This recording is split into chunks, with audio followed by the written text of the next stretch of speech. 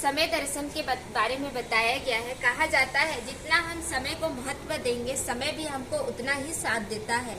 यहाँ पे जैसे बताया गया है कि एक किसान होता है, अगर सही समय पर किसान बीज बोता है तो फसल भी उसको सही प्राप्त होता है।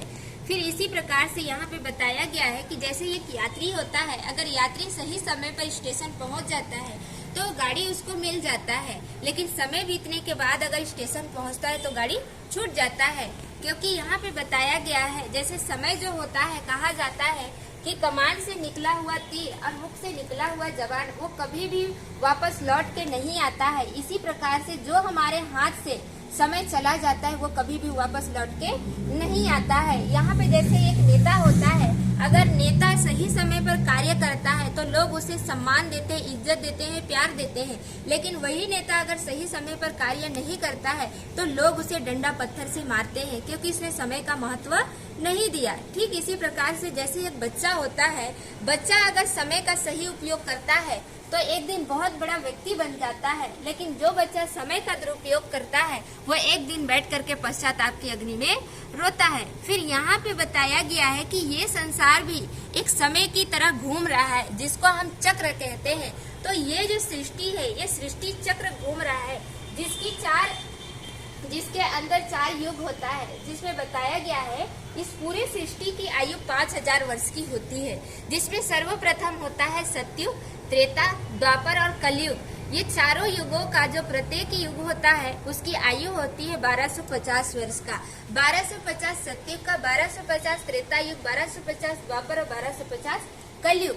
और ये चारों युगों में हम आत्मा चक्र लगाते हैं। लेकिन जब हम सतयुग और त्रेता में होते हैं तो हमारा जो जीवन होता है वो बहुत सुख शांति से संपन्न होता है। लेकिन जैसे ही हम द्वापर युग में आते हैं और कलयुग में प्रवेश करते हैं तो हम आत्माओं के अंदर दुख, अशांति और परेशानी आना स्टार्ट हो जाता है।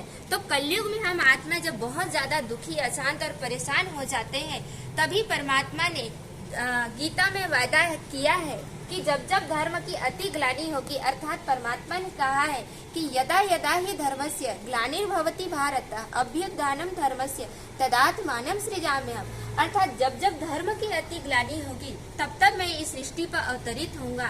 तो परमात्मा इसी कलयुग का अंतिम और सतयुग का आदि, जिसके बीच का युग होता है संगम युग, तो इसी संगम युग में स्वयं परमात्मा इस धरा पर आकर के हमको मनुष्य से देवताओं जैसे बनने का वो श्रेष्ठ कर्म करना सिखलाते हैं। तो परमात्मा इसी संगम युग में इस धरा पर अवतरित होते हैं।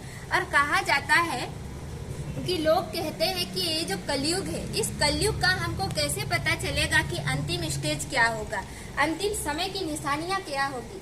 तो यहाँ पे शास्त्रों के अंदर में दिखाया गया है, जिसमें 5 निशानी दिखाई गई है। जिसमें सबसे पहला दिखाया गया है ब्राह्मणों का मांस मदिरा सेवन करना। आज हम देखते हैं ब्राह्मण मांस मदिरा का सेवन कर रहे हैं। दूसरा, कन्या अपने मुख से वर मांगेगी। तीसरा, अनाजों का पुड़ियों में बिकना। चौथा, गाय अपना विष्ठा खाना स्वीकार करेगी। 5वां यहाँ पे दिखाया गया है ब्यूटी पार्लर में जाना, अर्थात केश श्रृंगार में दिखाई देना।